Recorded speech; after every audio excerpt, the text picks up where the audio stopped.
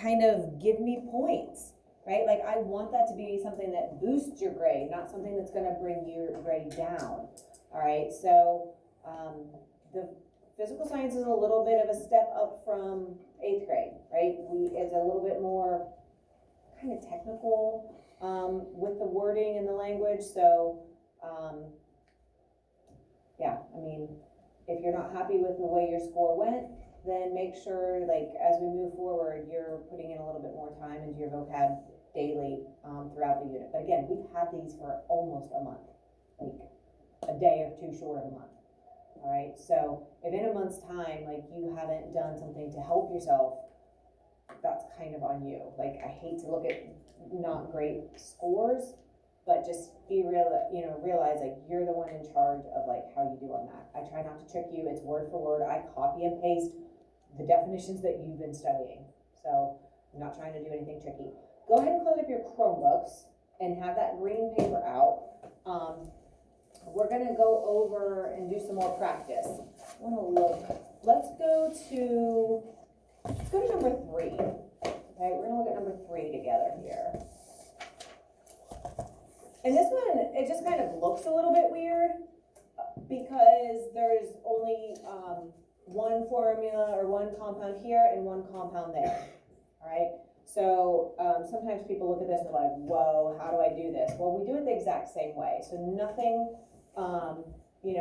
shocking or weird or different than we've done on the others. So yesterday we had said, sometimes this helps people.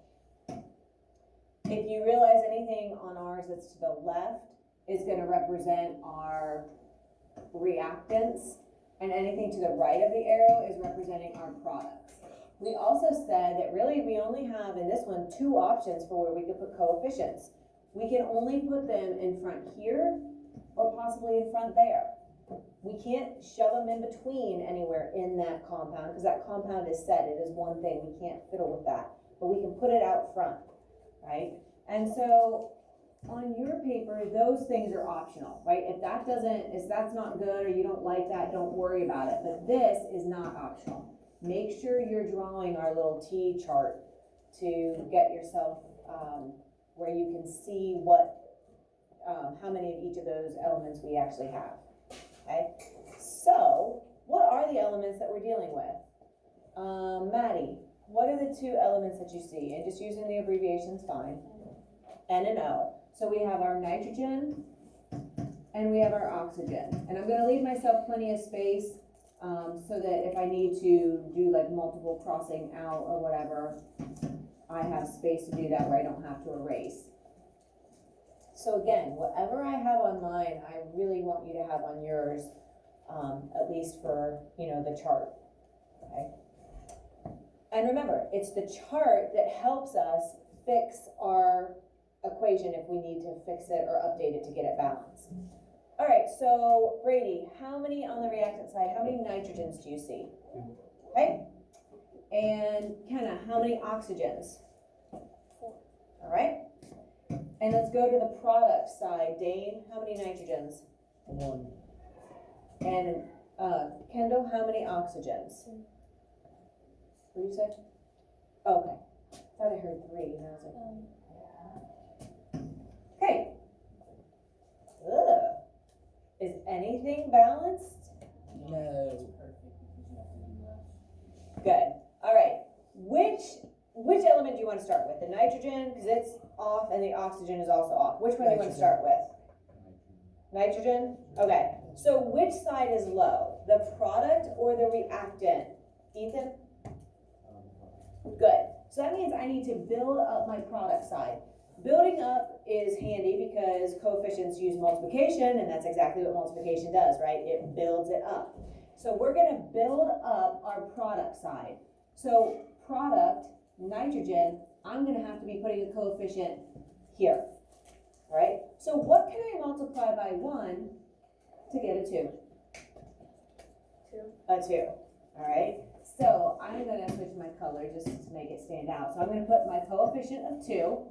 Now I have to go over and update my chart. So 2 has to distribute to each element. right? So nitrogen has a subscript of 1. So what is 2 times 1, Gilbert? 2 times 1 is 2. So this updates to a 2. Brookston or Forest today. How many oxygens do I have when I distribute? Okay. That changes to a 4 as well. So my 2 has to distribute to the nitrogen. It also distributes to my oxygen. Okay. Well, Garrett, what do the elements look like? Do the nitrogens equal now? Yeah, All right, what about the oxygens? yeah. This looks good and this looks good. Putting that 2 in front balances and fixes that unbalanced chemical equation. It now satisfies the law of conservation of matter. It's balanced and it satisfies it. That's it. Okay. Let's look at number 8. Let's go to 8. All right. So again, I'm going to put my options. Maybe I'll need them for coefficients, maybe I won't. But I'm going to put them in as options. And then I'm going to go over and make a new chart. Reactants and products. So Echo, what are the 2 elements that you see in number 8? M, G, and N. Perfect. Mg and what was it? N? Again, I'm leaving myself some space in case I have to cross off and I need some extra space. Don't need a whole lot, but a little. And same thing on the other side, right? Mg and N. I keep wanting to say H. All right, Maddie, how many magnesiums are there on the reactant side? Okay. Egypt, how many nitrogens on the reactant side? Good. We see that little subscript of 2. Now I'm going to move to my product side. How many magnesiums are there, Layla? And nitrogens? Let's go to Stockdale. Connor, sorry. We have 2 Connors and 2 Stockdales. Oh my gosh. 2. Good. Good. All right, so Brooklyn, you weren't with us yesterday, but looking at this, which element is already balanced and equal? The nitrogens look good. So we're not going to mess with the nitrogens. What about Nevea, the magnesium? Are they good or not? They're messed up. So the way this equation is written, it is not balanced because one of those elements is off. That means the whole equation is off. So I'm looking at the magnesiums. Which side, Billy, is the lower side for magnesium, the smaller one? Okay, so I'm going to go to the reactant side and go to my magnesium. That is what's going to have to get built up. So I'm not going to worry about a coefficient here or here. It's this one that needs built up. And we know multiplication will build things up. So what can I multiply by 1 to get a 3? Forest. 3. Let's try a 3. So let me put in that 3. Putting it in here, but then I update it here. So 3 basically times my subscript of 1 changes that to a 3. How do things look now, Howard? We good. Look at that enthusiasm. We good. We are good. Let's be clear. We do know proper English. That is good now, and that is good now. We don't have to do anything else. We didn't need, just because you could put a coefficient here and here, doesn't mean you have to. If our chart says we're good, we good. All right. Let's look at number 9. Number 9 gets a little bit, these we were just having to make one change. Like we didn't mess something up because we fixed something else. So let's take a look at number 9. So again, I have an option of a coefficient here potentially, here, and Yeah. possibly here as well. These are still, my reactant side to the left of the arrow, and this is still my product side to the right of the arrow. I'm gonna put my chart over here. And Andy, what are the elements that you see? Good.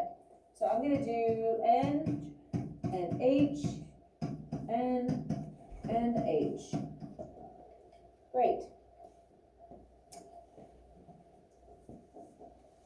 Gilbert, how many nitrogens do you see on the reactant side?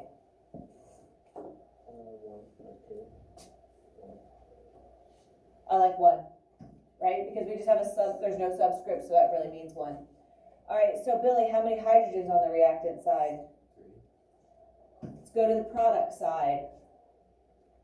Ready? 2. And Kenna, how many hydrogens? 2. Okay. Dang. Again, nothing matches. So just pick one of them, it doesn't matter. Which one do you like? What do you want to start with? I think we should start with nitrogen, Okay. So which side is low for the nitrogen? the reactants. Okay, so that means I need to build this up. Have to. Okay, so he's saying we need to get to 2, so we can put a coefficient of 2 in front to build this up, right? So we can't just pick and choose and say, oh, I'm just gonna put the coefficient to the nitrogen. It also has to go to the hydrogen. So if we distribute this, 2 times 1 updates our chart to 2. But the 2 times the 3 also updates this to a 6. That's all right. It's all right, we got this. That's We right. can do it, no problem. So What do we do? that means you would take, on the one side, you would take nitrogen, and then you You put a tell 'em, coefficient bro. of 3, and then the H would be a coefficient of 2. Okay, so let me ask you something real quick. Are the nitrogens good the way they are? So do we need to do anything with the nitrogen on the products? The nitrogens are good, the hydrogen is what you need to I do. think Okay, so stick with the same process. Ask yourself, what is low? Well, hydrogen is low on the product. Well, here's hydrogen, here's the product. So I'm gonna do a coefficient here. Yeah. All right, so all you have to do is always think of build up the bigger side, whatever side's low. So the 2 is lower than 6, so I need to build this up. What can I multiply by 2 to now equal 6? So let's try a 3. All right, so then 3 times 2, we'll change this to a 6. I don't see it calculated for that one. Almost. Okay, that's as complicated as it's gonna get. So sometimes you're looking for something that has a shared common denominator. We will stop there. Again, this is still not homework. This is still not something I want you to do on your own. We're gonna pick back up with this on Monday.